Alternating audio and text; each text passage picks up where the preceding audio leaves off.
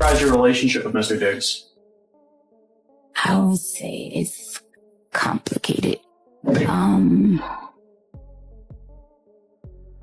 We had it started out as friends. It started out as friends, became sexual, and we would meet up, hang out, and we decided I would come work for him like February of 2025. She said February 2025, you and he talked about you working for him? Yes. And that's as a... Hold on. Your personal chef? Someone you brought into your home? Someone who was living under your roof and cooking your meals daily is now standing in court alleging that you choked her? The Stefon Diggs situation just took a serious turn, and the details now emerging from these court proceedings are getting increasingly complicated.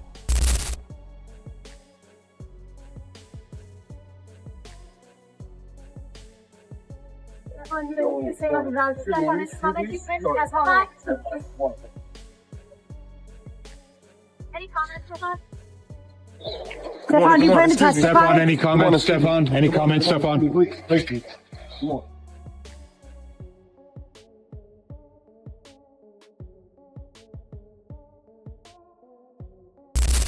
Former NFL wide receiver Stefon Diggs is now in court facing serious criminal charges, including felony strangulation and assault. And for the first time, we're hearing direct testimony from the woman at the heart of this case, his former personal chef, who lived inside his home.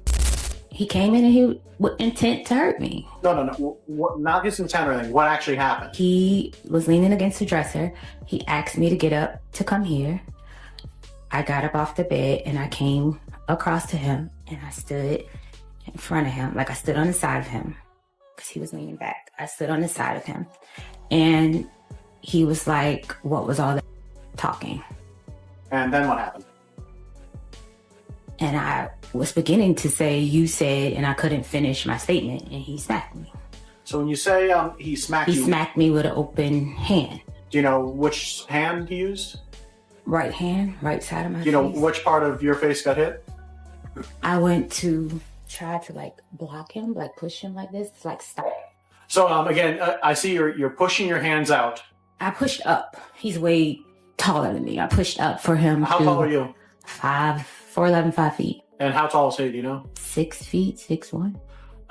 So you said you pushed out and you made a motion with your hands. So does that mean you pushed with your hands? Yes. Around what, like his stomach, his chest, his shoulders? Up to block his hands. Okay. And then what happened? And then he...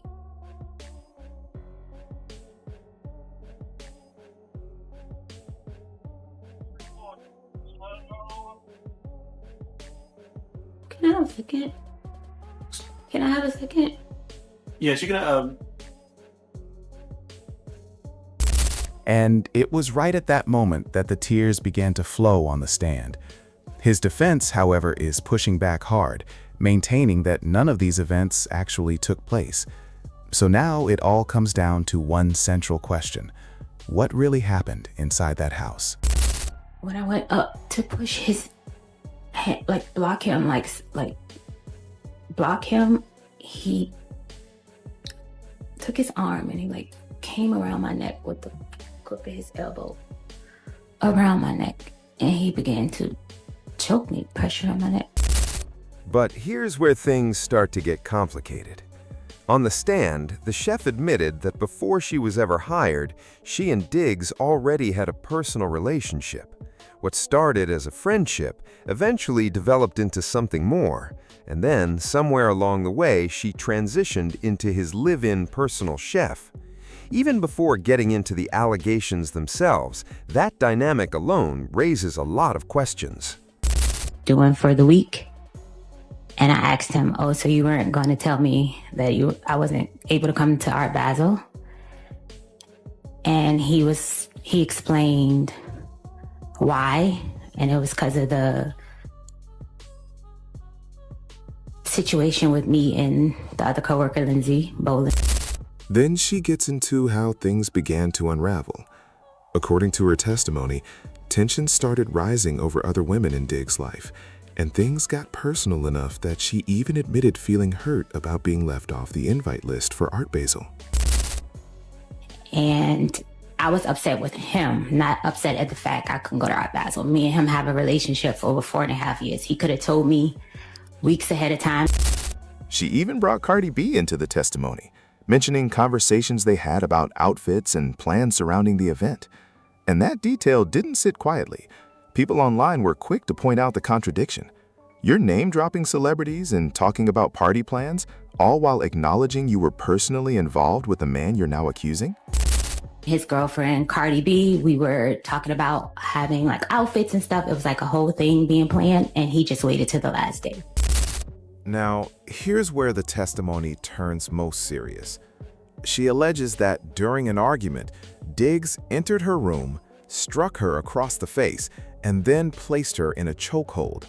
According to her account on the stand, the situation escalated rapidly, and she says she had to physically fight her way free. You were facing him, he put his arm around your neck? Yes, he like spun me around. He spun you around? But Diggs' defense team isn't taking any of this lying down. In the matter of the Commonwealth versus Stefon Diggs, docket 2554 CR 1862, are both parties ready for trial? Good morning, ADA Drew Virtue for the Commonwealth. Commonwealth answers ready. Andrew Kettlewell for Mr. Diggs. We're ready. Okay. Sir, if you please stand and face the jury. They're claiming the entire story is fabricated, pointing to a lack of physical evidence, no witnesses to corroborate her account, and arguing that this whole case stems from a personal conflict between the two of them. That on December 2nd, 2025, you did strangle or suffocate. And so it comes down to exactly that, her word against his, with the court now tasked with piecing together what actually took place. D.A. Mila Adams, in violation of General Laws, Chapter 265, Section 15DB, in one count of assault and battery, and that it is alleged that on December 2nd, 2025, that you did assault and beat Mila Adams in violation of General Laws, Chapter 265, Section 13AA. And these good jurors whom I shall call are to pass between the Commonwealth and you upon your trial. If you should object to any of the jurors... With jury selection already underway and more witnesses still expected to take the stand, this case is nowhere near its conclusion. And between the prior personal relationship, the live-in arrangement, the Art Basel tension, and now these serious criminal allegations, this is shaping up to be one of the more layered and unexpected legal cases we've seen surrounding an NFL figure in recent memory. Do so after their names are called and before they are sworn. You have the right to challenge two of the jurors without giving any reason for doing so, and as many more of the jurors as you shall have good cause to challenge. You may be seated, sir.